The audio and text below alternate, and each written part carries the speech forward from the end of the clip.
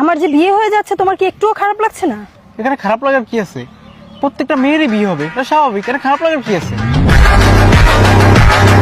প্রত্যেকটা মেয়ে তো আর তোমার গার্লফ্রেন্ড ছিল না, ভালোবাসেনি। আমি তো তোমাকে ভালোবেসেছি।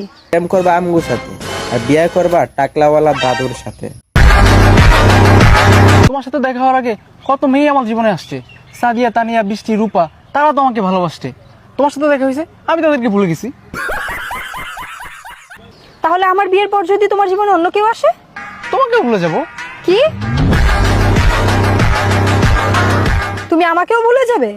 তোমাকে পেয়ে যদি আমি পেছনে সবাইকে ভুলে যেতে পারি, তো অন্যজনকে পেয়ে তোমাকে কেন ভুলতে পারবো না? তুমি কোন চ্যাটের কথা কি ক্লিয়ার না ভেজাল আছে?